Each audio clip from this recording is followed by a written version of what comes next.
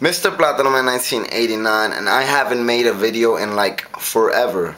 So a lot of things that I want to catch up on. Survivor Series, I loved the pay-per-view, I really did.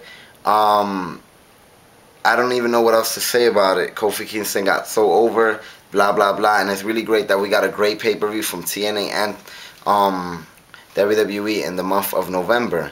Now since then, I think wrestling has been overall great from both sides. WWE giving a real push to the younger talent in Sheamus and a few others, and TNA has been pushing a main event match with Christopher Daniels and AJ Styles at Final Resolution. Now to quickly touch on WWE before I talk about TNA, I know a lot of people probably don't agree with Sheamus being the person to pick for this youth movement or push. Guys, this is basically a trial and error type thing. Me personally, I'm a fan of Sheamus. I think he really gets it. I think he's really good, and I really enjoyed his debut match when he first debuted on ECW. Now, for those of you that don't know, Triple H also sees a lot of great potential in him, and had nothing but good things to say about Sheamus. Now, I'm very interested in this match, as well as some of the other matches in the TLC pay-per-view. I'm glad that not all the matches are TLC matches. We got a tables match, then a ladders match, then apparently a chairs match. I don't know. Either way, these matches should produce a pretty solid pay-per-view. Now, what I meant with the trial and error thing is that, let's say Sheamus loses against John Cena. Now, for Royal Rumble, I don't really know who's going to get the next title shot against John Cena, but I'm pretty sure a couple of the other main eventers will be caught up in the actual Royal Rumble itself. So, maybe we'll see another young future talent take on John Cena in that WWE title championship match, or whatever you want to call it, title shot. So, so far WWE is looking great, and I'm looking forward to the near future with the company. Now, TNA, the impacts since my last video have been hit and miss. I believe I enjoyed the first one with Jesse Neal and all that stuff after the pay-per-view. Then the week after the tournament, I really enjoyed the tournament, a lot of wrestling. Some people complain about the finishes in some of the matches, but they wanted to continue the Desmond and Kurt Angle feud. Put some people over without discrediting the other people as well. I love that Robert Roode kicked out of the actual Olympic Angle Slam, whatever you want to call it. Also, quick note, I recommend you guys check out TNA's webisode, whatever you want to call it. The TNA Shop Christmas video is pretty funny, in my opinion. It reminds me of some of the old stuff we used to see in WWF with the SmackDown commercials and stuff like that. I think it's the featured video on my channel. If not, just go to TNA and look for it. It shouldn't be hard to find. It's pretty entertaining. Now back to TNA, I really like that Robert Roode got that little push and took on Bobby Lashley, and Bobby Lashley got the future title shot. I don't know when he's going to actually cash this in, the title shot, or when he's going to get an opportunity, because after Sunday, after the next pay-per-view, somebody else should have a world title shot after the Feast and Fired match, so it'll be pretty interesting. Some people think it's stupid for TNA to book a 4-on-4 elimination style match, tag match on the pay-per-view after Survivor Series, but I don't think it's stupid because honestly, hey, it's TNA. Yeah, they're doing the match. Yeah, so what? Let's see if it's better than the matches that WWE put forth. You know, it's gonna be the team ECW versus Morgan, Hernandez, Suicide, and Pope. It looks like a Suicide Unmasking storyline is actually continuing, which really gets me interested because I'm a big fan of Kaz. I tried to imitate his entrance there.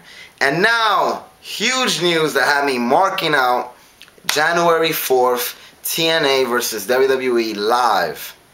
Live on a Monday night.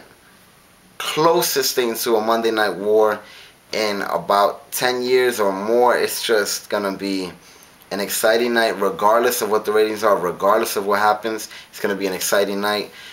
Hogan's going to actually debut. I love that they got to actually plug it in the UFC Ultimate Fighters finale. I just don't know what else to say about this. Eric Bischoff recently tweeted saying that he really was, like, it was really hard not to announce or leak the story about that Monday night, but that it's been in the plannings for over a month, so it looks like they have big, big plans for this. And you never know who's going to show up. I mean, Mr. Kennedy could show up, Rob Van Dam could show up, anything can happen because it's live. It's live. And Hogan debuting, the way they keep teasing it is like, if that's not the big special thing about the show itself.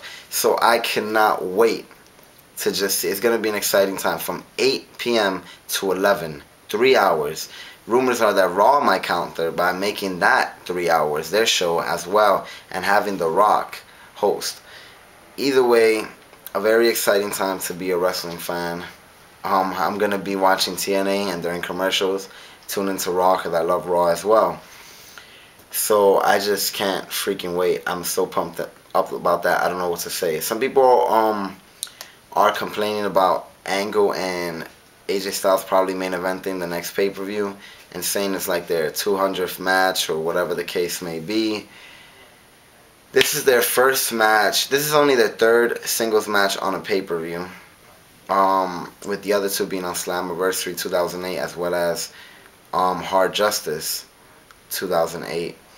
Now, excuse me, the only difference now is that it's for the world title, and the other times AJ has gone over, and I expect him to go over this time if that is what's going to happen. But another difference is that these two are playing faces at the moment. So it's going to be that kind of competitive match. And come on, why turn down a AJ Kurt Angle match? That's guaranteed great-ish. Their match from Super Impact a couple weeks ago was just fucking, excuse me, my language, phenomenal. Some people were calling it match of the year contender, and it was a regular Impact match on free TV. So a lot of props to that. The passing of Umaga, very unfortunate. I don't even know, man. And it's sad because I started to really admire this guy's work later in his career. And then when he was in SmackDown and he started talking, I really started to like him on another level. And I was just looking so forward to what's going to happen next. Then he got released, of course, because he denied the rehab treatment. That's what the rumors are. And then there was rumors that he was going to come back to the WWE, and I was excited for that. But unfortunately, things happen, and I really wish the best for his family. Could imagine what they're going through, but rest in peace, Umaga. Eddie Fatu. Now, on other news, which I cannot think of at the moment, the next pay-per-view, TLC, is looking great. Yeah, Royal Rumble should be great. Then we got the Elimination Chamber, not No Way Out, and then WrestleMania is right around the corner. So about this time, people start really thinking about what should be the card, or what you would want to be the card. It kind of looks like a John Cena Undertaker type match, but chances are that it wouldn't be for the title. So to have either man really lose, and it focusing on the streak. So I really wonder if John Cena was to drop the title between now and WrestleMania, when would it be, and to who? To whom, or whatever the term would use. I don't know. I can't think of anything else. If you have a question about any of the recent weeks in wrestling, let me know in the comments. Oh, real quick, Desmond Wolfe and Kurt Angle, I'm looking forward to this match.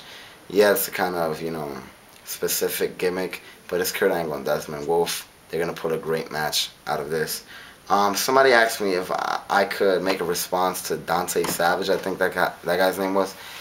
Honestly, I saw the videos, and I was just like, okay, this guy sounds so stupid. And I find it funny because he was imitating Desmond Wolfe when his regular voice kind of sounds like Desmond Wolfe. So that was just weird. And he was making the most random, retarded points. I basically stopped paying attention after he said that Desmond Wolfe was a piece of crap and all this mess.